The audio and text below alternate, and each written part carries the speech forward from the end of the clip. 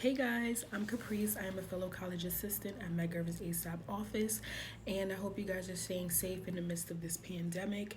I know things are pretty hard with distance learning, and you have to register for classes very soon, April 1st, and a lot of things are all over the place. So today I'm going to show you guys, for those of you who are unfamiliar with Blackboard or having a hard time due to the distance learning. Some professors are using Blackboard Ultra, some professors are just posting their assignments online, and for some of you who are unfamiliar or haven't used Blackboard in a while, I'm going to try to be as thorough as possible and giving you guys a tutorial on how to use Blackboard. I hope that this helps you as best as possible. And also, if you have any questions, please feel free to email your professor. And I will also leave my email in the description box below if you have any personal questions in regards to how to use Blackboard, CUNY1st, or any of the following platforms that are used under CUNY. So let's get started. Hey guys, so I am currently on my web browser. And in order to get to the CUNY Blackboard site, I am going to go to the main CUNY website, which is www.cuny.edu. So from here, I am on the main CUNY website. I am going to go where it says login, and I'm going to click on Blackboard. From there, it's going to take me to the main Blackboard website for Medgar Evers College. Specifically, that is, you click on your name. It'll be your name up here, and we're going to start on the main screen. So from me clicking on the arrow, it'll show me all my recently visited courses. So these are my current courses for spring 2020 term.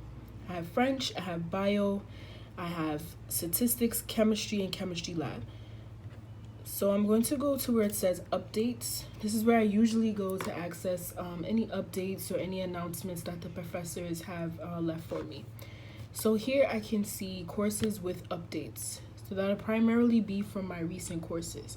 So I have one from French, and it basically tells me that I have an assignment that is going to be due.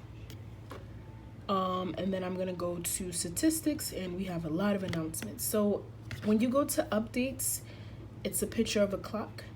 It'll show you every announcement that the professor has left for you. It'll show you any assignments that are due. So see, he left an announcement in regards to preparing for final midterm exam. So sometimes it'll show you the whole preview of what the professor had said in that specific announcement, or sometimes it'll come as a brief message. So this is the main portal where you can see everything that you need, any announcements, any assignments that are due. So now I'm gonna go into where it says my grades. So it looks like a check mark and a plus.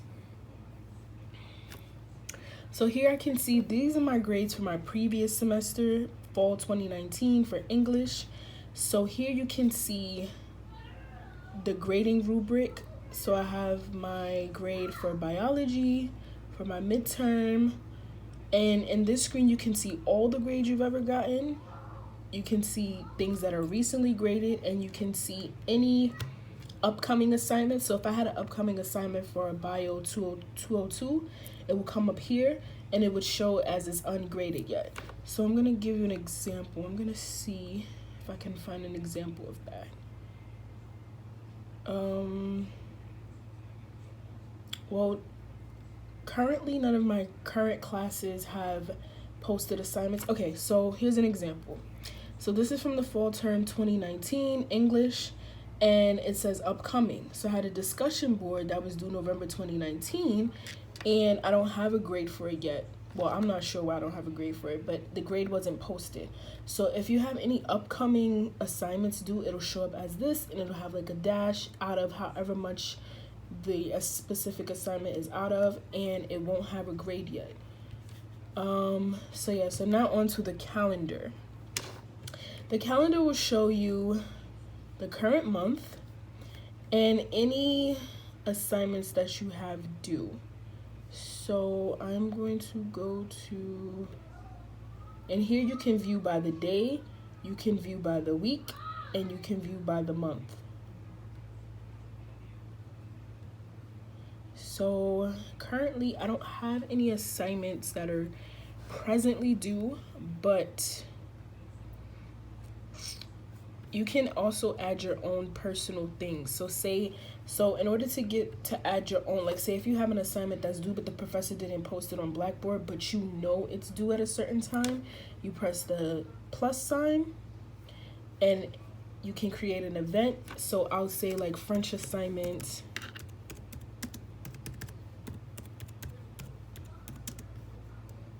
due. And under the calendar, it'll go under personal, and then I'll put the date that it starts, which say for instance it's the 28th, and then the hour I can put 7:30 p.m. I could put from 12:30 a.m. to 11:30 p.m.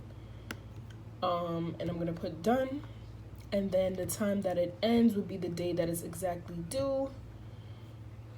And as I said, I can change the hour and the minute of when I want to specify this reminder to myself. And then hand in assignment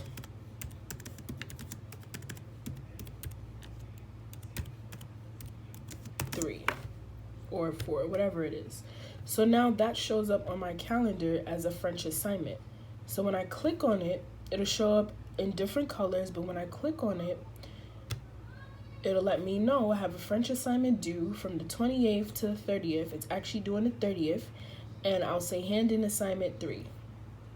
So you can add your own personal touches to your calendar.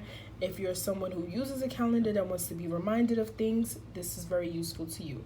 So now onto something that is really important that some students are having a hard time with, myself included, and that includes distant learning.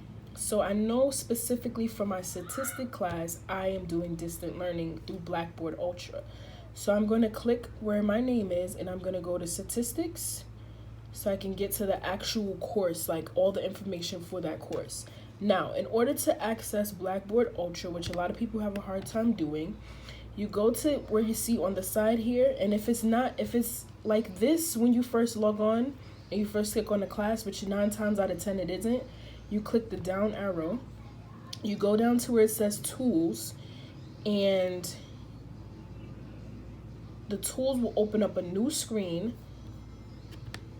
and you go all the way down to where it says Blackboard Collaborative Ultra. So some professors call it just Blackboard Ultra, and some professors call it Blackboard Collaborate. Allegedly, there is a brief suspension of distant learning for now because they're trying to revamp this exact app that they have, Blackboard Ultra, because I know I've been having a hard time either hearing the professor or they have access to the whiteboard and I can't see the blackboard. So, which is also something that is also important to know on this screen alone, is that when you click on this specific icon, this is not the room. So some people click on this and then they expect to see their class, and this is not the actual room. So currently we don't have a session, so I'm not able to show you, but this isn't the room. It'll show like current session, and then it'll have the same day that the class is. So say your next class is on April 1st. So it'll have Wednesday, April 1st, current session. It'll have the time frame and the time that it ends. It'll usually be down here where it says no scheduled sessions. This is not your classroom. So now what is also important, my professor specifically for people who weren't able to, who are having technical difficulties, he was nice enough to record. So how I got to that screen was, this is the main screen, sessions, and how I got to that screen was I pressed the 3 dashes here that says menu, and I go to where it says recordings, and here are all the recordings from the first sessions on.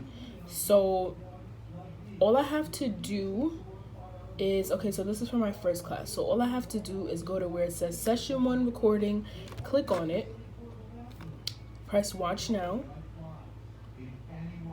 and I should be able to see what exactly he recorded for that class.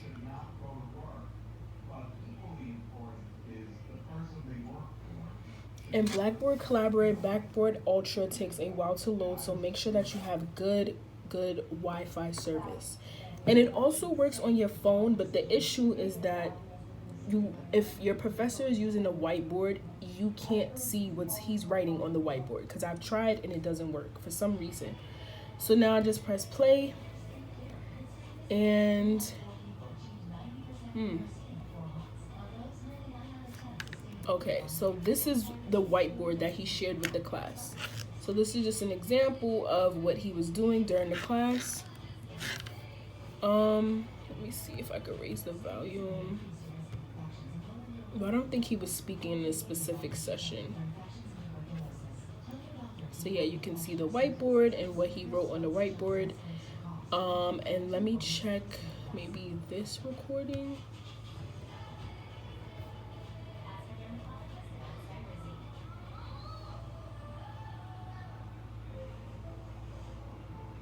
So yeah, so any session that he has had before, it is on here where it says recording.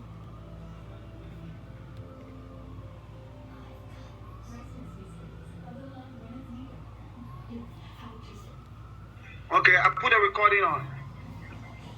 Now,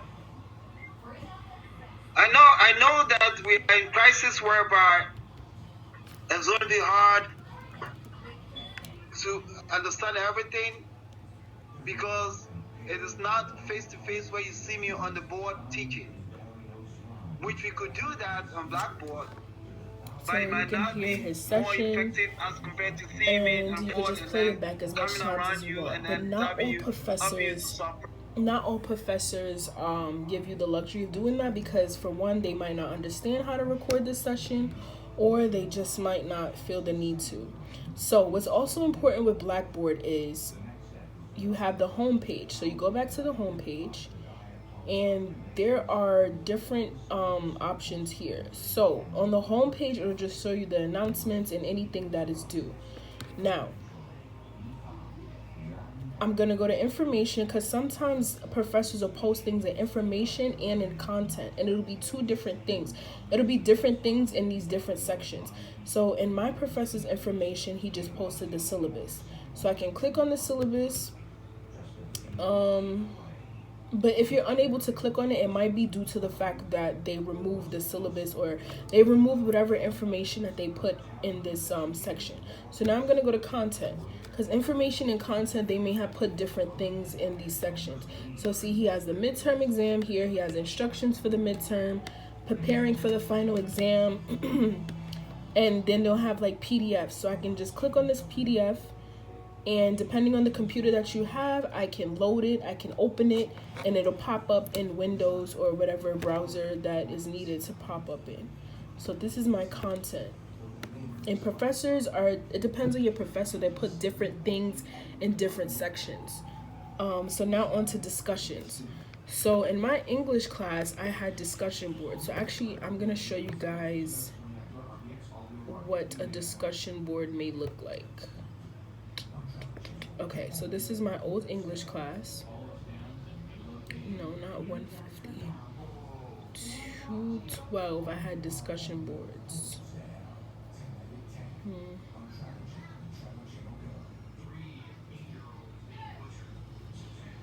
Okay, so I'm gonna go back to where it says updates and grades.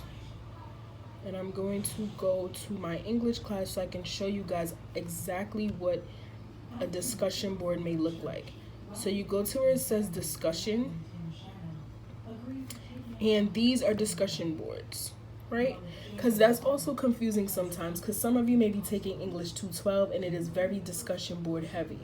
So my professor would post a discussion board, and you can see here where it says total post, two unread posts, and total replies to me. So in my class, I had to make a post and respond to someone else's post. So I'm gonna go to the discussion. I'm gonna click on the actual discussion board, and here we'll see every comment that every student ever made, right?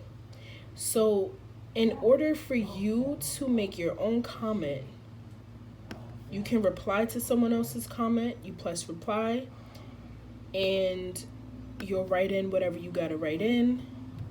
You'll type in whatever you have to type in. And for my class, our responses had to be at least 500 words. So 250 you had to respond to the professor, to another student, and then 250 had to be your own response.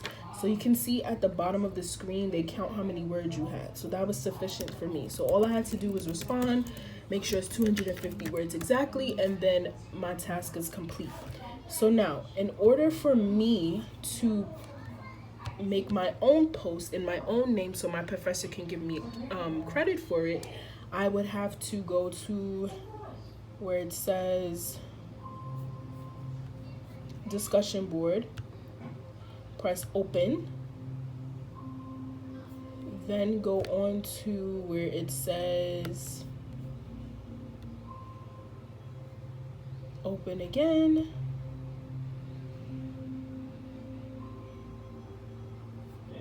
and then where the very first post is, where the professor's post is, the very first post is, I would press reply, and then just type in my answer, whatever my answer is. So then it'll come up as my name. You don't have to add in your name, because when I first started doing this, I would add in my name, thinking that my name doesn't pop up automatically. So all you have to do is make your response, and then you press submit in the corner, and then how her name pops up, it'll pop up just like that on its own. So to say reply, discussion board 1, these two things will come up generically on its own. And then whatever you type, that'll be your response. So you see, she put her name in English 212 because she thought her name wasn't going to be generically put in. But it's already modified to where it'll put it in for yourself. As long as you're logged in under your name, it'll be your own response. So that's just a little bit about Blackboard. And how it works, and a few things that you may need to navigate throughout this distant learning process. I hope it was as efficient as possible, and I hope I was as thorough as I could be. Stay safe, guys. And another thing, how to log out is you just press this. It looks like a on button, and it'll log out for you, and you'll be good to go. So stay safe, guys, and enjoy your distant learning, and have a successful semester.